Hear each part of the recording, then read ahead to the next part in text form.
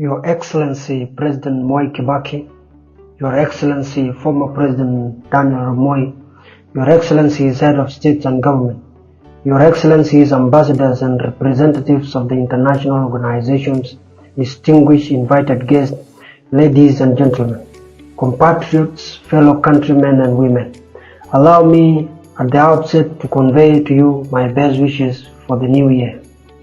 The year 2005 will mark a year of peace not only for the whole of Sudan but equally throughout our sub-region and Africa as a whole. On this joyous day and occasion, I greet and salute the people of Sudan from Numili in the far south to Alpha in the far north, and from Janina in the far west to Amashakureb and Port Sudan in the east. I greet and salute all the marginalized rural people in Sudan who have suffered in dignified silence for so long. I greet and salute all the farmers, workers, professionals who are the creators of wealth but who have no wealth, and who have seen their living conditions deteriorate over the years. I greet you on the occasions of this peace, which we have just signed. Women in Sudan, as everywhere in the world, are the marginalized of the marginalized, whose suffering goes beyond description. The Sudanese rural woman, for example, gets up at 5 o'clock in the morning to walk 5 kilometers just to get 5 gallons of water. After 5 hours walk, spend another 5 hours walking on the family farms and 5 more hours walking the family meals, and then she goes to sleep. I greet and salute all our students on this occasion for the peace agreements. All our youth who have borne the brunt of the 21 years of this war, to whom the future belongs, and urge them to invest in their future and that of the nation in the post-conflict period. Compatriots, fellow countrymen and women, congratulations. Mabruk umabrukat lakum. Your movement, the SPLA, and the National Congress Party government have delivered to you a comprehensive peace agreement, a just and honorable peace which we have signed today and which you have all witnessed. This is the best Christmas and New Year's gift for the Sudanese people, to our region, and to Africa for 2005. With this peace agreement, we have ended the longest war in Africa, 39 years of 2 wars since August 1955, out of 50 years of our independence.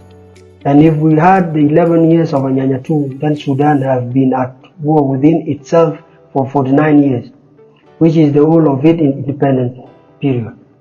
With this peace agreement, the SPLM and the National Congress Party have brought a half a century of war to a dignified end. Congratulations. With this peace agreement, there will be no more bombs falling from the sky on innocent children and women. Instead of the crisis of children and the wailing of women and the pain of the last 21 years of war, peace will bless us once more with hearing the happy giggling of children and the enchanting ululation of women who are excited in happiness for one reason or another. At the political level, this agreement affirms the right of self-determination for the people of Southern Sudan and the right of popular consultation for the people of the Nuba Mountains and the Blue Nile, so that the unity of the Sudan became based on the free will of the people instead of own wars and the forced and false unity of the last 49 years. This peace agreement will change Sudan forever. Sudan cannot and will never be the same again, as this peace agreement will engulf the country in democratic and fundamental transformation instead of being engulfed in wars as it has always been for the last 184 years, since 1821, when our country was first invaded by outside powers and exposed to the ravages of the self-trade, predatory and commerce of all sorts. And since before independence, from 1955, in civil wars. This peace agreement coincides with the Sudan's 49th independence celebration, and I have agreed with what President Bashir said on 31st December 2004 in Naivasha, when we signed the last two documents of the Comprehensive Peace Agreement, that Sudan independence on 1st January 1956 was not complete because of the South. The war we are ending today first broke out in Torit on 18th August 1955, 4 months before independence. And so the South, like other marginalized parts of Sudan, were really not part of that independence. With this peace agreement, we begin the process of achieving real independence by all Sudanese people and for all the Sudanese people.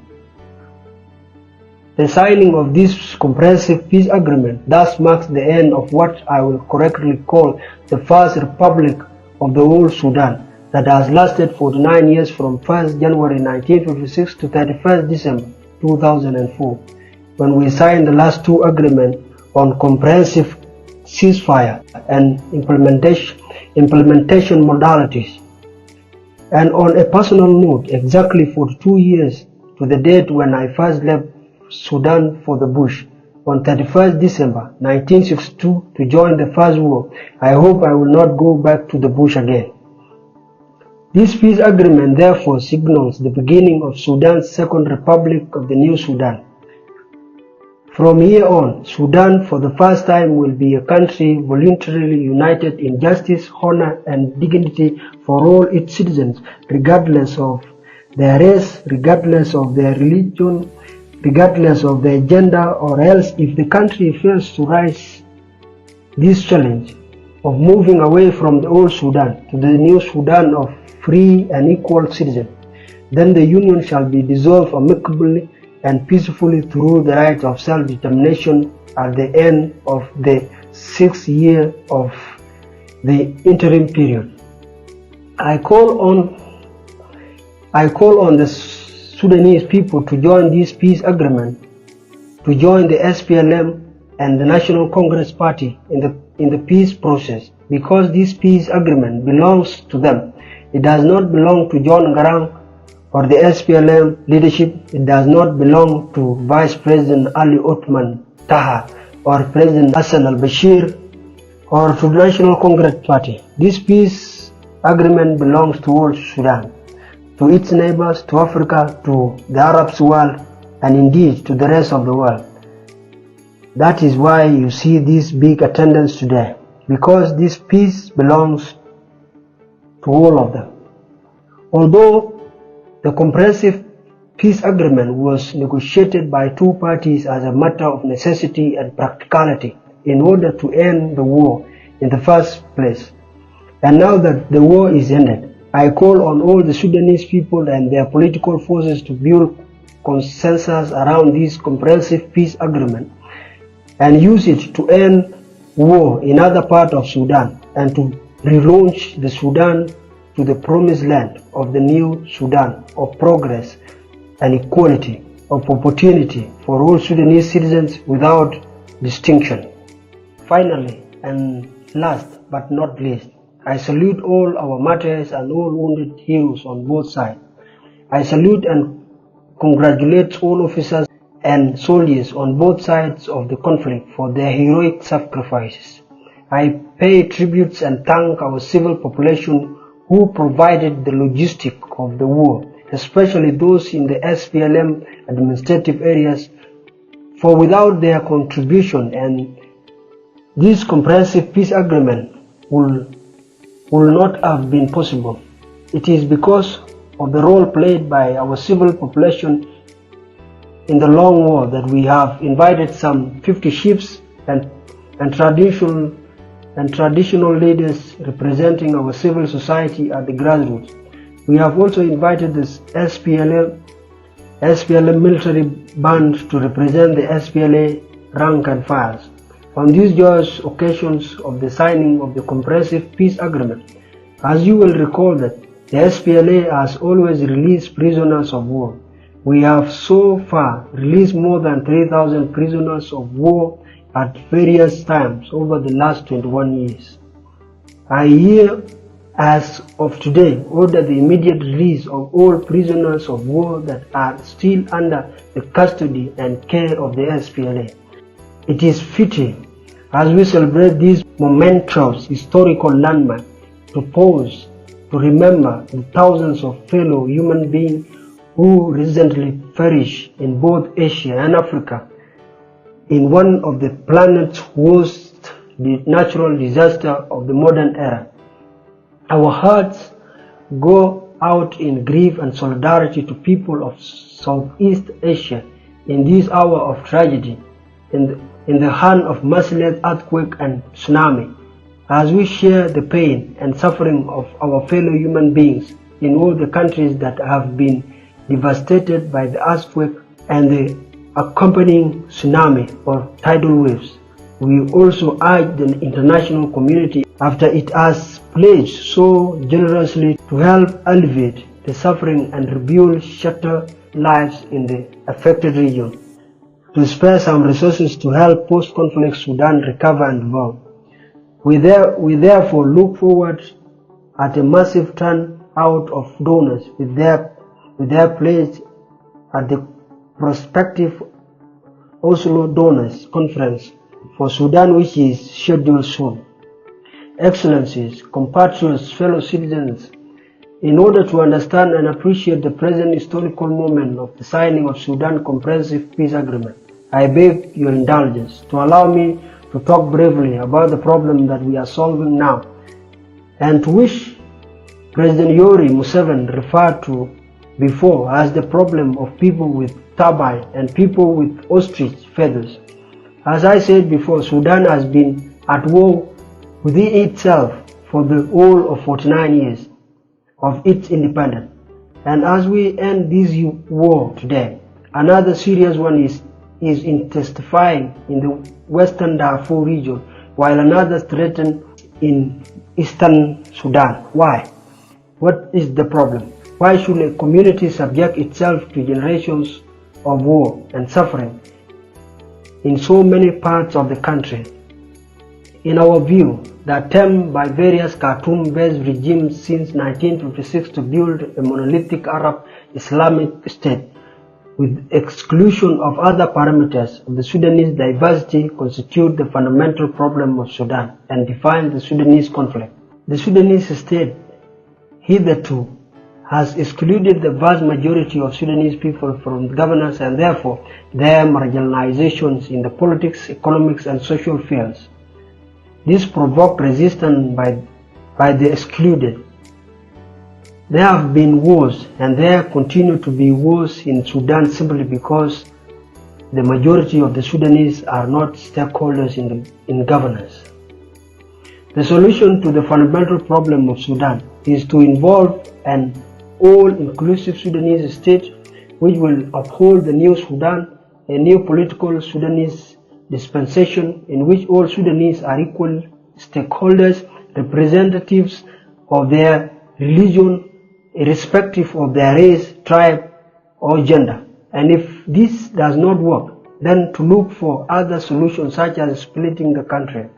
But we believe that a new Sudan is possible, for there are many people in the northern Sudan who shared with us in the SPLA, including the National Congress Party, who believes in the universal ideals of humanity, the ideals of liberty, of freedom, justice, and equality, of opportunity for all Sudanese citizens. As is the case in the south, the event in Darfur, Eastern Sudan, and elsewhere have made it clear that we must have an all-inclusive state at the national level and full devolution of power to the various regions of Sudan. For otherwise, it is unlikely that this country will stand a chance of remaining united. But this all-inclusive Sudanese state, which we have called the New Sudan, must have some basis. For example, in history that makes us one country or one nation. The question is whether there is the basis for Sudan as a country, and my answer has always been yes, there is. That is This affirmative answer to this question has guided us and sustained the SPLM for the last 21 years until today. For this purpose, I have always wanted to go down the corridors of history, and I want to do this very briefly again, begging your indulgence and taking it for that matter. I'm a gorilla. I take my time, you see. Our presentation in the SPLM is that we, the Sudanese, are indeed a historical people, and that the new Sudan has an anchor in history. If we cannot find an anchor in history, then we either create one or dissolve the union peacefully. Sometimes it is necessary to go back in order to gain momentum, in order to go forward. President Museveni call it something in his language. That is why you see sheep, you see rams moving backward. First, when they fight, they gain momentum before they lock horns. Recently, in Southeast Asia, it was noticed that the tragedy of the earthquake and the tsunami, first the sea receded back and then came forward with devastating force. We very much need to do this exercise in Sudan, to go back thousands of years, so as to rediscover ourselves, gain momentum, and then move forward with the momentum of 5,000 years to propel ourselves and snatch ourselves into history once again. And we have a very long history indeed. People and kingdoms have lived, thrived, and disappeared in the geographical area that constitute the present modern Sudan. Many people will be surprised that in the Bible, in the Old Testament, the Sudan was part of the Garden of Eden, where it is stated in Genesis chapter 2, verse 8 to 14, that the Garden of Eden was watered by 4 rivers. One of them is the White Nile. It is the Persian in the Bible. The one is the Gihon, and there is a Gihon hotel in Addis Ababa. It is the Blue Nile, and to the east of the Tigris and Euphrates. So the Garden of Eden was not a small vegetable garden. It was a vast piece of territory. My own village happens to be just east of the Nile, so I fell into the Garden of Eden. It will surprise many of you that the prophet Moses was probably married to a Sudanese named Sipporah, as narrated in the book of Numbers. From the biblical days, we move to the ancient Sudanese kingdom of Awad, of Ritat, of Anu, of Maida, that are believed to be connected with the present day Dinka, Shilluk, Nuer, and other Nilotic tribes, and the people of central and western Sudan. And at the corridors of history, we move to the kingdom of Marawe, that bequeaths an iron civilization to the rest of Africa. Marawe was transformed into the Christian kingdom of Nubia, then followed the spread of Islam and Arab migrations into Sudan and subsequent collapse of the last Nubian Christian kingdom of Makuria, Alawa, and Soba in 1504, followed by the rise of the Etchuk of the Islamic kingdom, Sinar, which was founded by the Funch and Shilluk people. The rest of the Sudanese history is familiar to all of us, from the Islamic kingdom of Sinar to the Turco-Egyptian occupation to the first Islamic Mahadis state to the Anglo-Egyptian condominium to independence in 1956 and the Anyanya movement to 1955 to 1972 to the SPLA in 1983 to the second Islamic state in the Sudan of Ingas, with which we negotiated from 1989, and to the comprehensive which we have signed today. This is the history of Sudan, and this is how we got here. It has been a long journey of more than 5,000 years to reach Naivasha and Nyayo Stadium today. It is important to know and appreciate where we come from in order to chart with to chart the way forward with the momentum of historical force. That was Sudan in history. As for contemporary Sudan, we have more than 500 different ethnic groups speaking more than 130 different languages. We have two major religions in the country, Islam and Christianity, and traditional African religion. Our contention in SPLM is that Sudan belongs equally to all the peoples that now inhabit the country and its history, its diversity, and its riches in common heritage of all Sudanese. The comprehensive peace agreement that we have signed today is based on the historical and contemporary objective realities of Sudan. And by implementing the provision of comprehensive peace agreement that we signed today, an all-inclusive form of governance that ensures that all Sudanese are equally stakeholders irrespective of where they come from, and this is what will keep our country together.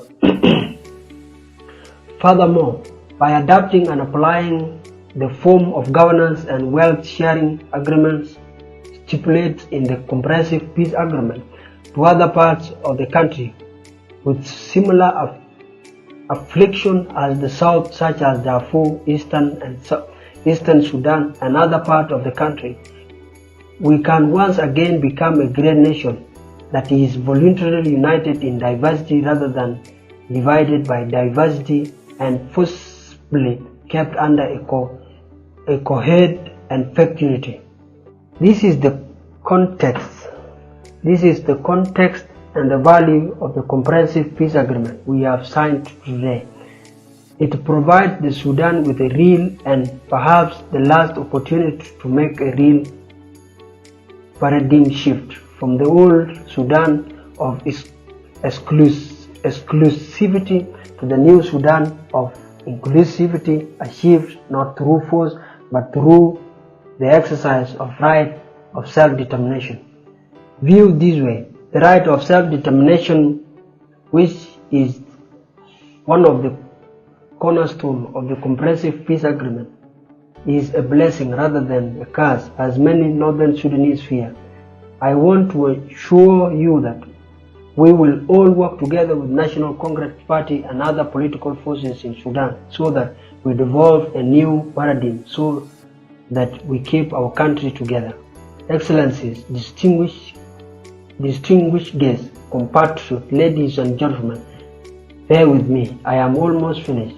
The transformation which shall be engaged by this agreement, which I have alluded, shall be reflected first and foremost in democratic, and to which the SPLM is fully committed. Surely, by democratic, we do not mean return to the sham procedural democracy of the past, which was a camouflage for the perpetuation of vested interests. In that sham democracy, civil rights were subject to the whim of rules. The majority of Sudanese regions remain peripheral to the central power and was treated as an extendable quantum only to be manipulated through political trickery and double dealing. The transformation envisaged in the comprehensive peace agreement puts an end to all that since. It represents a political and social-economic paradigm shift which entails the recognition of political diversity by guaranteeing full freedom for political pluralism, the entrancement of human rights and people's rights in the Constitution, the upholding of the independence of the judiciary, including the creation and an inviolable constitutional court, and commitment to the rule of law by the government and the governed. and the establishment of a truly independent and competent civil service at all levels of government.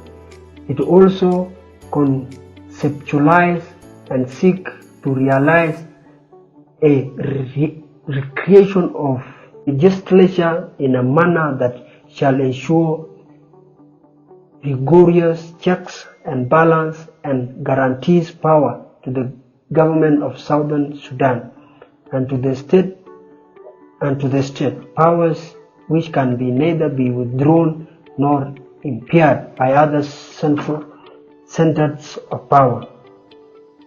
Eventually, the Comprehensive Peace Agreement ordains that within a maximum of 3 to 4 years, governance at all levels shall be mandated by the supreme will of the people through internationally monitored free and fair elections.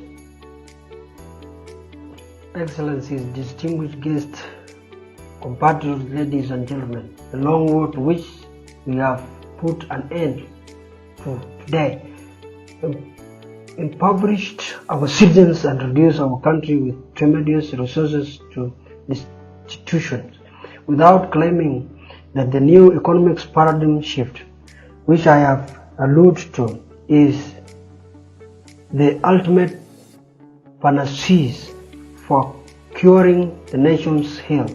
It provides at least a vision and modalities to address the problems besetting the nation in the year and now, while I leave the world the year after to those who claims to have divine qualifications in Southern Sudan and other war-affected areas, as well as in the slums of our major cities. The baseline from which we shall start development is shocking. I will not bore here with the statistics of the status of these parameters, such as prevalence of child malnutrition, primary education, mortality rates among children, rates of maternal mortality, rates of birth, attendance, skilled health staff, access to improved water resources. These statistics in Southern Sudan, in popular and other war-affected areas, are among the worst in the world. To combat this pervasive and humiliating poverty and political disenfranchisement, a general policy framework has started out and published in a booklet entitled SPLM Strategic Framework for War to Peace Transition. In summary, the SPLM shall articulate and implement a social, political, economic development strategy and programs that include the following highlights.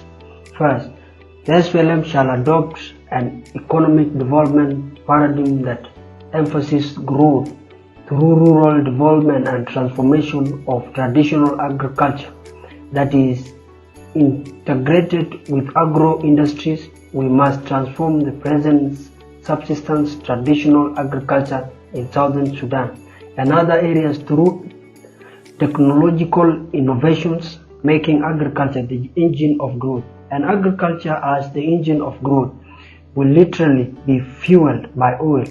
The building of dikes for flood control and canals and underground water development for irrigation will be priorities to guaranteeing crop production. Secondly, the SPLM will change the urban-based and centered focused development paradigm in favor of rural and decentralized development. The SPLM vision, policies, slogan shall be to take the towns to people in the countryside rather than people to towns, where they end up in slums, and as happens in many countries, with the consequence deterioration in their quality of life. Rural small town planning and rural electrification will therefore be prioritized. Thirdly, the SPLM shall emphasize and develop new ways of delivering of social services as we move to the new era of peace. The people of Sudan, particularly the war-affected communities, face formidable social and economic problems and also tremendous opportunities. The major problems there requires immediate attention fall in the areas of health, education, and water. We must find new ways to rapidly and efficiently deliver these services. For example, constructing windmills all over rural Sudan to provide clean drinking water and build micro dams for generating small-scale hydroelectric power for rural towns, as well as the use of solar, winds, and biogas energy sources. Fourthly, the SPLM shall exert all efforts to build physical infrastructure, road, rail, and river transport and telecommunications. There has never been any tarmac roads in the New Sudan since creation, since the days of Adam and Eve. And this is the area the size of Kenya, Uganda, Rwanda, and Burundi put together. The SPLM's vision for transport infrastructure is at 3 levels: to develop regional linkage within southern Sudan, with the neighboring and with northern Sudan, and to involve the states and local communities in this infrastructure building. Fifthly and finally, in terms of social and cultural parameters, the SPLM shall adopt the strategies and programs that shall restore and achieve dignity of people of the Sudan through social and cultural empowerment. Programs will include information and media, radio, TV, print promotion of news, Sudan arts, songs, dance, theater of New Sudan, sport, development of local languages and culture by the various communities of Sudan, archives of the struggles and modern history of Sudan, archaeology and antiquities and ancient history of Sudan, Africa and the Middle East, so that we can find our rightful place in the world. Excellencies, distinguished guests, ladies and gentlemen, to conclude, the comprehensive peace agreement and safeguards full compliance with the requirements of the agreement. The SPLM will work in partnership with the National Congress Party. The objectives of this partnership is to ensure a sincere implementation of the comprehensive peace agreement in both letter and spirit, and to provide within the parameters of this agreement permanent solution to the problems inherent in Sudan's cultural, social, and political diversity. Failure to appreciate the wealth in the diversity was another cause of national crisis. For diversity views positively and mutually phenomenon and ultimately a source of national cohesion and strength. Viewed otherwise, that is, as a source of dissimilarity or distinction, it shall lead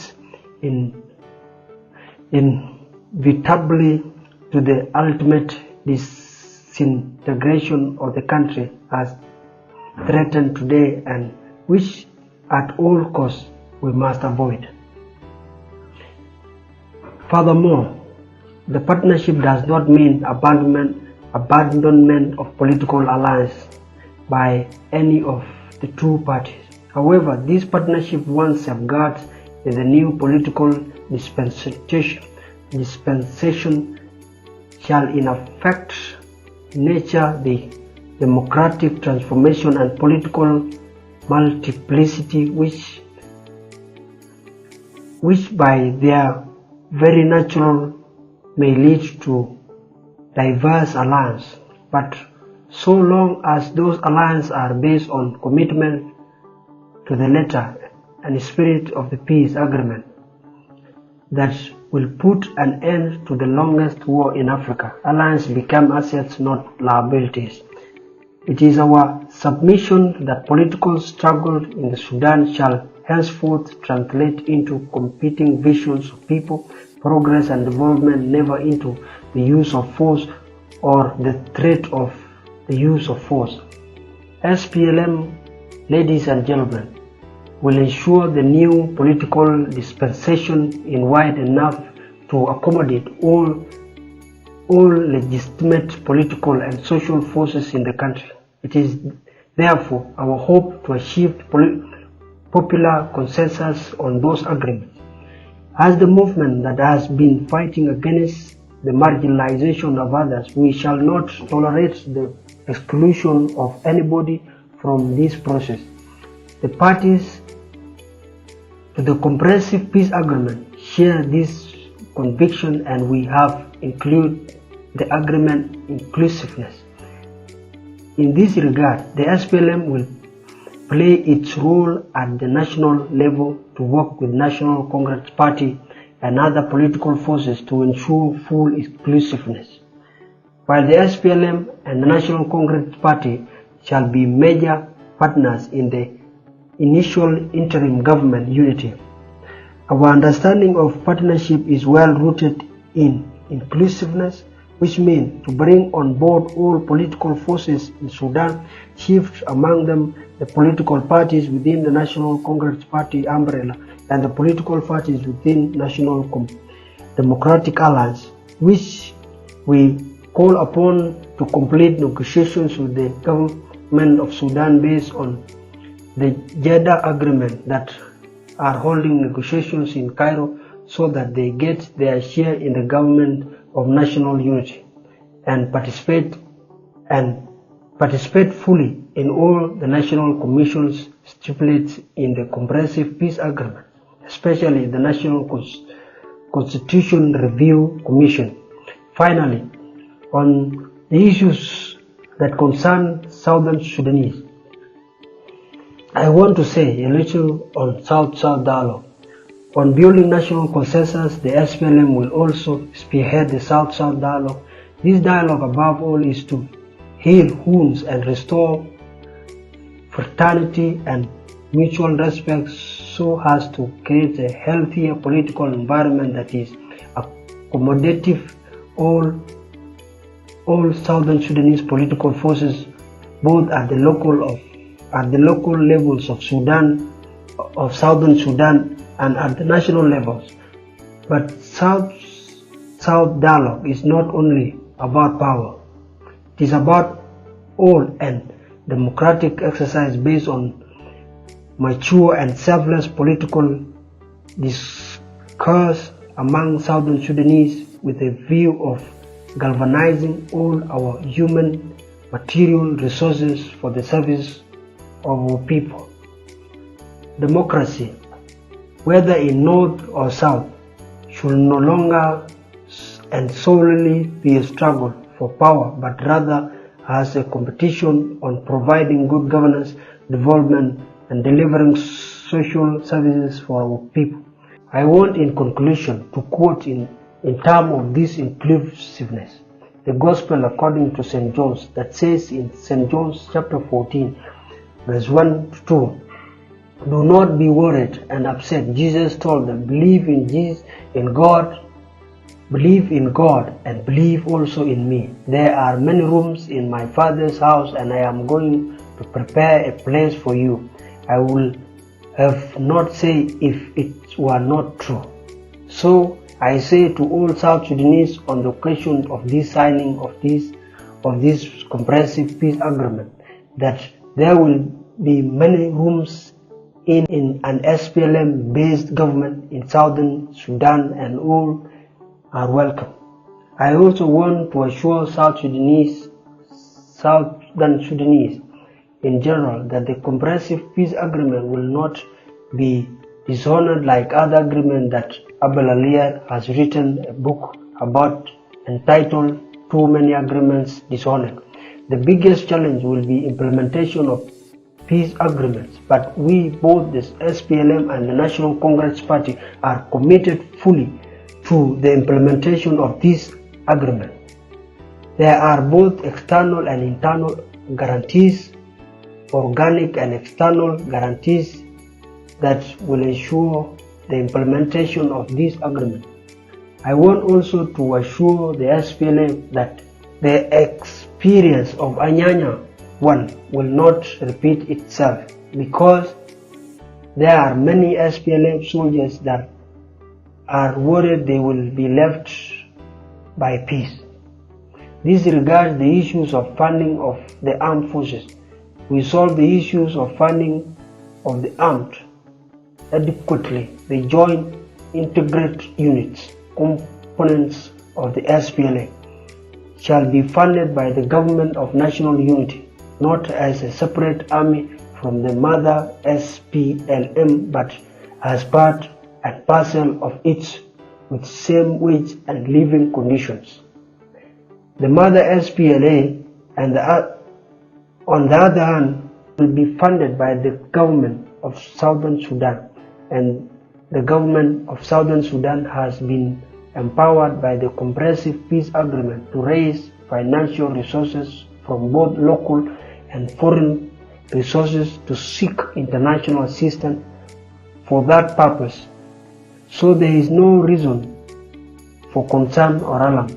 As for those who in the diaspora, I would like to address them and assure them that the government of Southern Sudan, as well as the government of national unity, need their skills, and I take the opportunity of this forum to appeal to all our diaspora to return homes and build our country. As I said before, our house has many rooms, and diasporas are welcome to return home and fully participate in the development of Southern Sudan. The two areas are Abyei and the whole of Sudan. Last but not least, I would like to pay tributes to our fallen heroes and martyrs who sacrificed in order for us to celebrate this day on both sides of the conflict. Those, ladies and gentlemen, are the objectives for those for whose achievements I have exerted all my faculties and energies and efforts, and for which we will cooperate and work together with the National Congress Party. We move in a new directions and achieve the cohesion and the unity of our people and the unity of our country. Finally, let me pay tributes and salute the courage of the party to reach this agreement, and in particular President Umar Hassan al-Bashir and Hosda Ali Hatman Taha, with whom I sat for 16 months and negotiated this agreement. I salute and congratulate them. I also congratulate the two delegations of the SPLM and the government of Sudan, and of course General Sembeyo, and before him Ambassador Daniel Mboya, who was the special envoy. Also before them Zakari Onyango, Bethwel Kiplagat, and Foreign Minister then Stephen Kalonzo Musyoka, and now Minister for Regional Cooperations John Koech, and other ministers in the Kenyan government who have contributed so much, and to the IGAD envoys of the 5 countries of IGAD, the facilitators of IGAD, the secretariats. I thank them and congratulate them for guiding the peace process for these successful occasions. I would also like to thank and commend the IGAD heads of state, ministers, peace envoys, and indeed the populace who have been with us through thick and thin, guiding, advising, cajoling, and sometimes threatening to abandon the process. They deserve praise.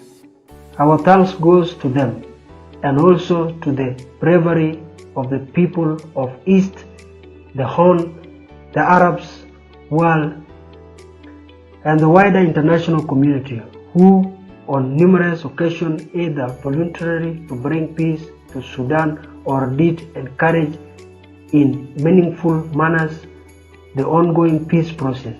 In this connection, the Nigerian efforts of Abuja 1 and Abuja 2, the joint Egyptian Libyan initiatives, the African Union, the Arab League's efforts, who exert efforts for post-conflict reconstruction.